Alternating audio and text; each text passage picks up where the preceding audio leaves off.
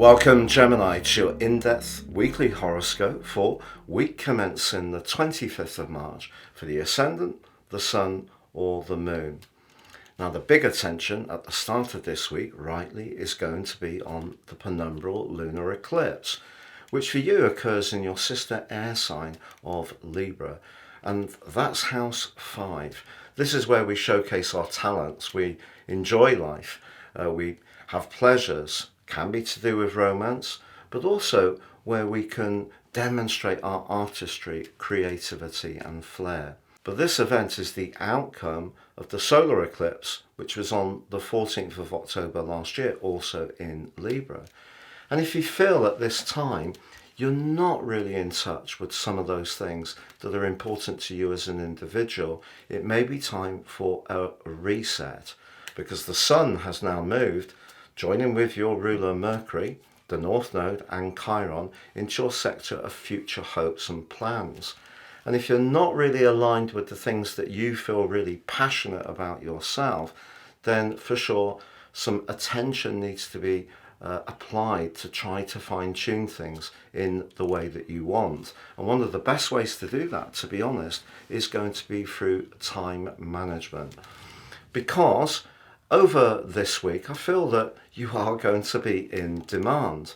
But late last week, Mars, the planet of passion, made its way to the top of your horoscope and is going to give you a tremendous amount of drive, but also ability to raise your profile in the following 6 weeks.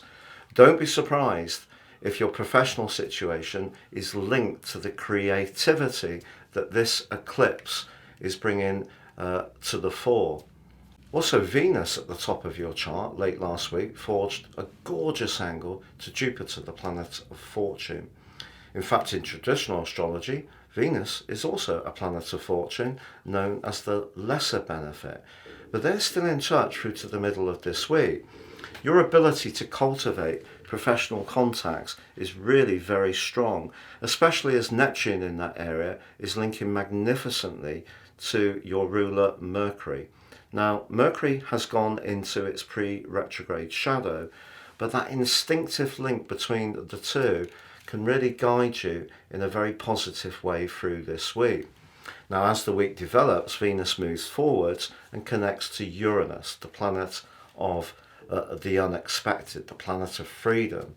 And of course, Uranus has been creating some issues, I feel, for Geminis over the last 5 or 6 years. A lot of nervous energy, tension, finding it difficult at times to sleep. But what you can gain from Venus applying to Uranus is listen to your instincts, 1, but 2, don't underestimate all the past experiences and skills that you've accumulated, but how they could be defined or refined in a fresh way now.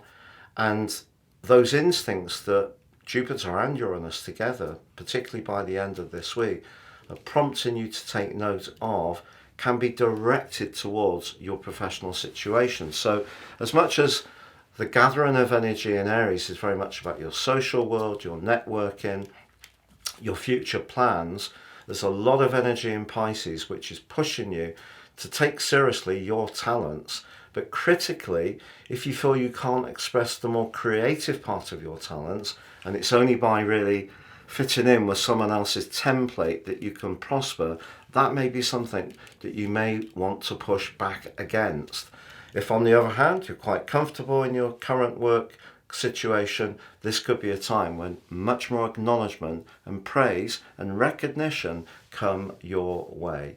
It's been a pleasure being with you, Gemini. Thank you so much for joining me. If you've yet to subscribe, I'd be honoured if you did now. Please click or tap on the bell notification symbol.